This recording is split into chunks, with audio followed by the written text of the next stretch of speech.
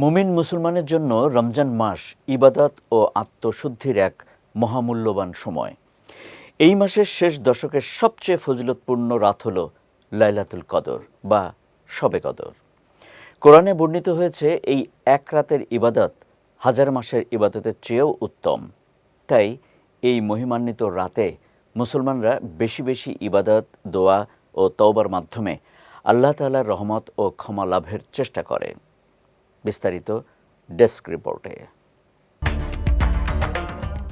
মুমিন মুসলমানের জীবনে ইবাদতের সবচেয়ে বরকতময় সময় হলো পবিত্র রমজান মাস।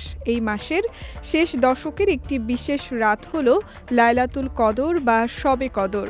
এই রাত উম্মতে মুহাম্মদের জন্য আল্লাহ তাআলার পক্ষ থেকে এক মহামূল্যবান উপহার, কারণ এই এক রাতের ইবাদত হাজার মাসের ইবাদতের চেয়েও উত্তম। আল্লাহ তাআলা কোরআনে বলেন, লাইলাতুল কদর হাজার মাস অপেক্ষা উত্তম। অর্থাৎ এই রাতের ইবাদতের সওয়াব প্রায় ৮৩ বছর ৪ মাসের ইবাদতের চেয়েও বেশি।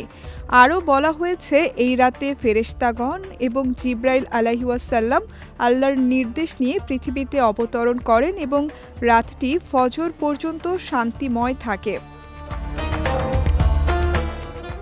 লাইলাতুল কদরের রাতে ইবাদত করলে গুনাহ মাফ হওয়ার সুসংবাদও রয়েছে।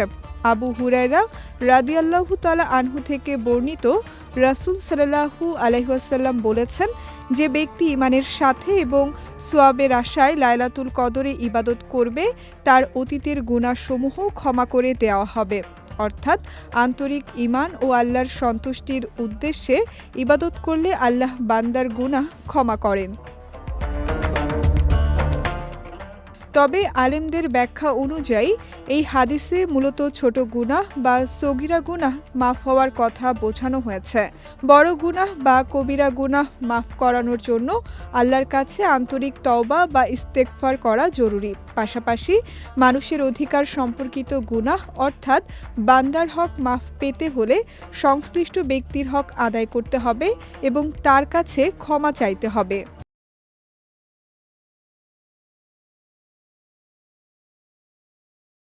সুতরাং শবে কদর এমন একটি মহিমান্বিত রাত যখন বান্দা আন্তরিক ইবাদত, তওবা ও দোয়ার মাধ্যমে আল্লাহর কাছ থেকে ক্ষমা ও রহমত লাভ করতে পারে।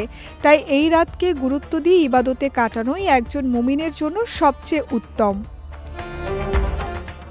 সঙ্গীতা শাহ, বিজয় টিভি নিউজ ডেস্ক।